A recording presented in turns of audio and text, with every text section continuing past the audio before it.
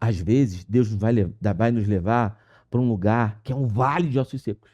E aí você olha para o vale e pensa assim: não, não foi Deus que me trouxe aqui, não. Impossível Deus ter me trazido para esse ministério. É. Olha essa pessoa, olha essa pessoa, olha isso aqui. Impossível, isso aqui é um vale de ossos secos. É por isso que Deus pergunta para o profeta assim: ô Ezequiel, é possível acontecer Uhum. uma transformação aqui? Que é muito Uhum. interessante. Quando o profeta ele entra no vale, ele desanima.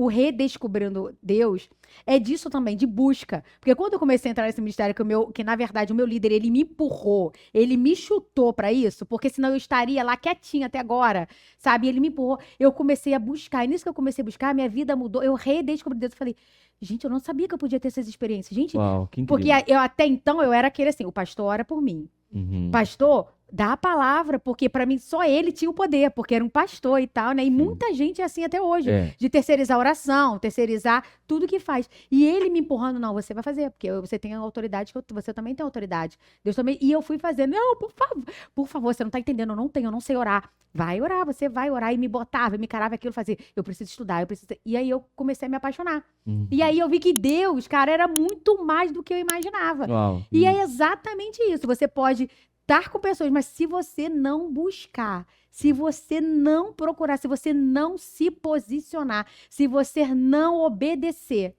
e através de obedecer, muitas das vezes se sacrificar, É, né? Cara, não tem como é. ter santidade, não, não tem como contaminar, não. É, Exatamente isso. totalmente. Você pode ser discipulado por quem for, mas o discipulado, o líder tem uma grande responsabilidade, mas o discipulado é o discípulo decidindo seguir e se submeter. Você vê, quem discipulou Adão? Deus. Adão caiu? Caiu. Ele decidiu transgredir? Decidiu. Então, há uma responsabilidade muito grande do Muito. discípulo. Quem discipulou Judas? Jesus. Ele não decidiu permanecer num caminho longe da verdade, mesmo acordando do lado da verdade. Isso é muito sério, né? Muito, cara. E você É pode dizer assim, impossível, porque Jesus impossível. poderia, Judas poderia ter sido até para honra e glória no nome do Senhor. Olha, o Uhum, cara era ladrão e parou de ser, porque uhum. Jesus discipulou. E na verdade depende, Jesus faz a parte dele e a gente tem que fazer a nossa. O discípulo ele é responsável pela maturidade do coração dele, por aquilo que ele vai absorver do discipulado que está acontecendo. Então tem muita gente na igreja que está na igreja, mas não está vivendo transformação nenhuma, porque eles acham que o fato de estar numa rotina cristã, ele agora tem roupa de crente, sovaco de crente, Uhum. ele tem cheiro de Anda com a crente, ele Bíblia. anda com a Bíblia, e é isso que transforma. Mas é exatamente o que Jesus está dizendo para a igreja de Tiatira. Olha só, percebi que vocês têm perseverança, percebi que a igreja de vocês cresceu, hein? Vocês começaram com pequenos grupos, não sei qual é o nome que dá a sua Aham. igreja, né? Mas vocês começaram com um grupo aqui de 50, agora tem 500. Vocês começaram com um número de obras, agora está maior. Mas eu tenho algo contra vocês. Vocês toleram Jezabel. Está entendendo isso aqui? Então, você pode fazer o que for para Deus, mas a sua obra para Deus, ela nunca vai compensar a sua falta de responsabilidade sobre a santidade que você precisa manifestar. Nunca! Então, você pode dizer, pode falar para Deus: Deus, olha o meu líder como é que é. Deus, olha essa pessoa. Olha como essa pessoa fez comigo. Eu estou ofendido. Deus vai olhar para o seu coração e falar: e você? Qual foi a sua responsabilidade? Sabe por quê, meu irmão? Nós fomos tão empoderados pelo Espírito Santo para entregar a responsabilidade do nosso coração para o outro, para a tristeza que o outro causa em nós. Você é empoderado pelo Espírito Santo. Não se submeta a nenhuma tristeza, a nenhuma rejeição. Não importa o que seja, você tem. As pessoas falam assim: ah, mas não me olha, as pessoas, eu sou rejeitado. Cara, você recebeu uma fonte de amor em você que você tem a capacidade de amar quem te rejeitou. Porque você não precisa receber do outro para entregar, porque o próprio amor veio morar em você. Então, o que falta para as pessoas é conhecer a fonte que estão nelas. Elas estão esperando que os outros sejam a fonte. Mas já existe uma fonte nelas. E elas não acessam essa fonte. Então elas estão sempre demandando aquilo que vem de fora. E por isso elas se tornam rebeldes. Porque o outro não supre o que elas precisam. Então, se o outro não É a supre, ela se torna carência. inimiga. É a É aquela carência. carência É. que tá, a necessidade de ser notado o tempo inteiro. E fala para eles como que eles descobrem, como que eles suprem esse. O amor que tá dentro deles. É. Através de quê, meu pastor? Fala aí. Primeiro, você precisa conhecer quem veio morar em você. Se você nasceu de novo, você recebeu uma fonte. E a proposta de Cristo é: se você crer, do seu interior não vai existir só uma fonte.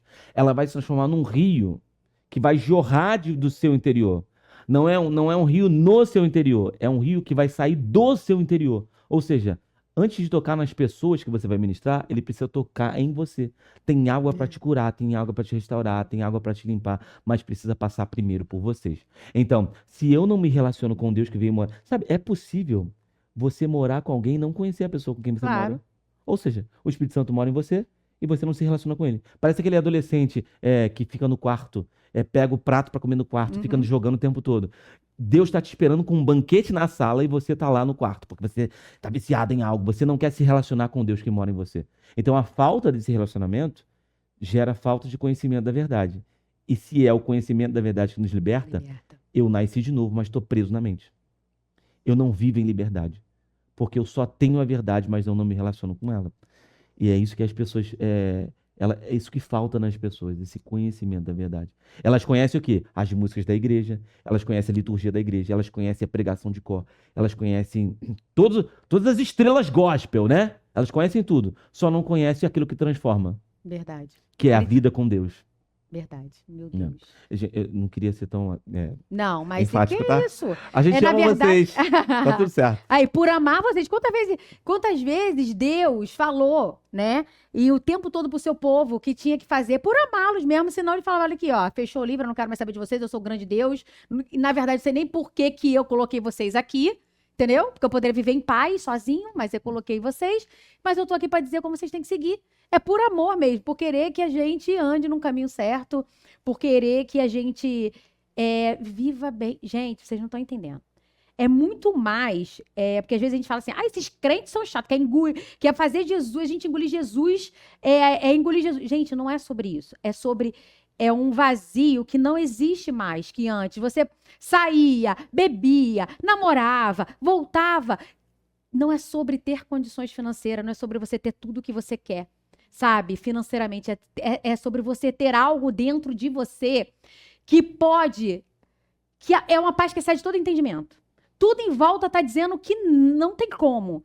Mas você tá sempre se justificando. Uma coisa nessa minha caminhada aqui, buscando que eu aprendi muito, foi tipo assim, sempre ver o outro lado, sabe? Uhum. Tipo assim, fulano fez alguma coisa pra mim. E eu falo assim, cara, antes eu falava, eu não acredito, não sei o quê, isso é um ingrato, não sei o quê. Eu fico assim, cara, será que ele passou por alguma coisa e não tá esperando eu perguntar? Uhum. Cara, será que ele deveria realmente estar fazendo esse papel e acabou mais a gente estar empático, né? cobrando e não foi? Será? Eu comecei a pensar mais nisso, sabe? A fazer mais isso. E como isso mudou o que eu sentia pelas pessoas, Muito bom. sabe? E isso é muito bom. Mas você acha que é sem nada? Não. Não. É a lamparina. Não é sobre... É sobre aquela... parábola das 10 virgens, né? Não é só sobrecarregar a lâmpada acesa. Você precisa ter o estoque para ir alimentando, né? Porque você quando o precisa ter noivo ali. chegar, ela precisa estar acesa. Então, acender a chama é fácil, mas mantê-la acesa que é o problema. A gente precisa do estoque, do azeite, para que a gente possa manter. E como é que a gente mantém ela acesa? E você está falando bem interessante porque a lamparina fala de estrutura, né? Então, é possível você ter estrutura sem ter unção, que é o azeite. A estrutura não significa que você tenha azeite estocado. E é isso que as pessoas estão vendo. Elas olham para uma igreja gigante. Hoje nós nos tornamos muito independentes em ser igreja. Tem uma frase de um autor que ele fala assim: se você tirar o Espírito Santo da igreja, a maior parte daquilo que fazemos vai continuar e ninguém vai perceber nada. É verdade. E vai continuar com excelência. Porque a gente pensa que excelência é Deus. Deus tem excelência, mas nem sempre a excelência é Deus. O diabo faz as coisas com excelência. E a gente está fazendo um monte de coisa com excelência sem princípio. E Deus não está ali. Não tá. O que é Davi? Vou trazer a arca de volta. Vamos fazer tudo perfeito. Mas não tem princípio, então tem morte. Então isso é muito grave, né? É a estrutura, a lamparina está ali. Olha como é que a nossa igreja é. Olha o nosso LED. Olha como é que a gente tem. Olha para tudo que a gente tem. Mas cadê? Você percebe quando alguém está fluindo em dom, mas não está fluindo em unção. O dom está ali, cara. O dom está ali. E o dom toca na alma. Essa é a questão. Tem muita gente na igreja levantando a mão automaticamente, emocionada. Mas a igreja tá entrando nesse caminho da alma. Tanto é que ela tá pegando estratégias de fora, estratégias do empresariado, Aham. estratégia do coach, estratégia dali. Porque a igreja falou, eu preciso pegar essa estratégia porque para ser igreja, a gente precisa se mover nisso. Mas não, o evangelho nunca precisou dessas estratégias. Na verdade, essas estratégias de fora são elas que são embasadas na Bíblia. E aí o pessoal tá assim, não, o diabo tira princípios daqui e distorcem. E a gente está voltando para lá assim, vamos fazer isso aqui que está dando certo, está crescendo a igreja. Mas a igreja não precisa das estratégias do homem para crescer. A igreja só precisa obedecer os princípios do evangelho. Não, e O evangelho é crescimento de completo. igreja não necessariamente é transbordar. Crescimento você pode crescer sem. Isso indifere, né? Um crescimento saudável, que eu digo, um crescimento de pessoas que realmente sendo transformada. Por isso que acontece muito de pessoas aceitarem Jesus e ali. Daqui a 2 dias ir embora, porque é por emoção, Por emoção. porque, isso aqui é legal, mas não por busca, não por realmente transformar, né? E naquele grande dia, a palavra fala, né, que Jesus irá dizer, né? Muitos né? Curei em teu nome, expulsei demônios. Ele fala, não te conheci. Ele não fala isso pro ímpio. Ele não fala isso pro ímpio. Ele fala para quem realmente estava ali, porque ninguém vai expulsar demônio, vai dizer em nome de Jesus, o ímpio lá fora vai dizer, Ou seja, sai. Né? expulsou o demônio porque tinha dom. Isso aí, Mas ele isso não que a gente tá conhecia falando. porque não tinha relacionamento. Então, Isso aí. é o quê, né? Então, É. totalmente. Então, assim, Loucura. voltando pro nosso... Acho que já deve estar caminhando pro final. Quanto tempo a gente tá aqui? Nem sei. Mas tá bem. Voltando... Ainda bem que tá tudo em casa. Tá tudo em casa. Voltando aqui pro nosso tema, porque as pessoas sempre me perguntam, tá, pastor, você tá dizendo que eu preciso falar, eu preciso ter conversas difíceis, eu não posso ser um liderado omisso, né? E eu não posso também... E como que eu faço, então, para conversar quando eu não tenho um caminho aberto? E aí, o que eu faço para me posicionar se eu não tenho um caminho aberto na minha igreja, né, para conversar ou não? Aí a gente vai ter que discernir. Há situações e situações. Mas meu conselho para você é que se você está num lugar muito opressor e você não consegue ter voz, você vai precisar orar. Primeiramente orar, discernir em Deus qual é a direção. E pedir as estratégias de Deus para conversar. É como Natan foi falar com Davi, né? Davi, ele vai mandar Urias ficar ali, Uzias, né? Ficar ali na frente da guerra e para assassinar o cara. Então, ele queria assassinar o cara. Então, ele está num nível de pecado muito grande. Olha só, Davi, um homem segundo o coração de Deus, líderes, ele está num nível de pecado muito grande. Agora, como é que o profeta fala com ele? Porque o profeta tem que falar. Se o profeta se omite, ele está impedindo o reino, a nação de viver debaixo da graça de Deus. Então alguém tem que falar. O que a gente fala? Ninguém toca no rei. Não. Há uma graça profética, Natan se levanta e ele vai com sabedoria. Ele não chega, olha só, rei. Não, ele não fala isso. Primeiro ele ganha aqui o coração do rei. Ele tem estratégia. Ele chega contando uma historinha. Olha só, rei, tem um cara que era rico, sabe? E tinha um outro que era pobre, vizinho. Esse pobre, ele tinha tinha um cordeirinho ali, uma ovelhinha, né? E tadinho, aquela ovelhinha dormia com a família e tudo mais. Aí veio uma visita pro cara que era rico, que tinha vários animais, vários rebanhos. E quando chegou a visita dele, ele mata aquela cordeirinha ali do cara que era pobre. E aí, o que a gente faz? Aí Davi, né? Porque quando você está em pecado, você se torna hipócrita, já parou pra pensar? Porque Davi fala assim, esse homem tem que morrer. Quem tinha que morrer? Ele tá falando dele, só que ele não percebe, porque o pecado nos cega.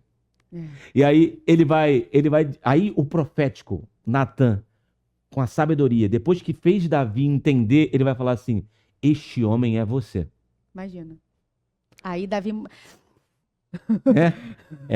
O que falta às vezes... Calma que eu vou ali rapidinho, Natan, eu vou até... Dá licença, que vergonha.